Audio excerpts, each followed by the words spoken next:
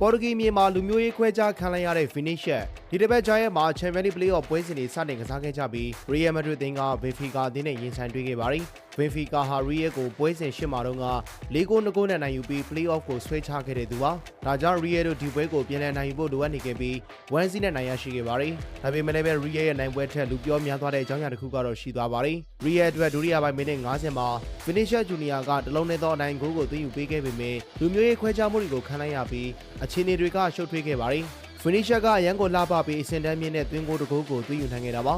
မင်္ဂလာပါမြန်မာချင်းနဲ့ဘောလုံးကစားခြင်းသူများအတွက်ဘော်ဒီဘက်လာပါပြီFinisher ကဂိုးသွင်းပြီးသွားတဲ့နောက်ဒေါင်းကန်ဘောအလန်တိုင်းနားကိုပြေးသွားပြီးဖလျော်မကန်ကာရင်နဲ့အောင်ပွဲခံခဲ့ပါတယ်။ဒါကြောင့် Finisher ကိုပြန်မဲ့ကစားသမားတွေနဲ့ပရိသတ်တွေကဒေါသထွက်သွားခဲ့ကြသလိုဒန်လူကြီးကလည်းဝါကပြားပြသခဲ့ပါတယ်။ဒီချိန်မှာ Benfica ကွင်းတဲ့ကစားသမား Gianluca Prestiani ကပါဇက်ကိုဂျာစီနဲ့ကွယ်ပြီး Finisher ကိုတစ်စုံတစ်ခုလှမ်းပြောလိုက်ပါတယ်။သူဘာပြောလိုက်တယ်လဲဆိုတာကိုကင်မရာကမကြားနိုင်ပေမဲ့ Finisher နဲ့ Mbappe ကတော့ဒေါသထွက်သွားခဲ့ကြပါတယ်။ Finisher ကဒီကိစ္စကိုဒန်လူကြီးနဲ့လှမ်းတိုင်ပြောလိုက်တာကြောင့်ဒန်လူကြီးကလည်းလူမျိုးခွဲခြားမှုတိုက်ဖျက်ရေးလုပ်ငန်းစဉ်တွေနဲ့လှုံ့ဆော်ခဲ့ပြီးပွဲကိုလည်း10မိနစ်လောက်ရနာထားခဲ့ပါတယ်။ပွဲပြန်စားတဲ့အခါမှာ Benfica ပေးသက်ကကွင်းထဲကိုပစ္စည်းတွေနဲ့ဇက်တိုက်ပြေးပေါက်နေတာကြောင့်ပွဲကိုမကြာခဏရပ်နေရပါတယ်။ဒါကြောင့်အချိန်ပြန်တတ်မလာတော့ဘဲ1-0နဲ့ပြီးဆုံးသွားခဲ့ပါတယ်။ဒီလိုဖြစ်ရပ်တွေကြုံတွေ့ရတာကအရန်ကိုရိုးဆိုးခဲ့ရတယ်လို့ဆိုပေမဲ့ Real ကတော့ကြမ်းကြမ်းခံပြီးနိုင်ပွဲရှာဖွေနိုင်ခဲ့ပါတယ်။ Real ကပထမကျော့ကတကူကျော်နဲ့ဘာရိဗျူးမှာဒုတိယကျော့ကိုဆက်လက်ကစားနိုင်မှာဖြစ်ပြီးစက်ကြောက်သင်းစင်ကိုတက်ဖို့အခြေအနေကောင်းနေပါတယ်။ကြည့်ရှုပေးကြတာကျေးဇူးများတင်ပါတယ်။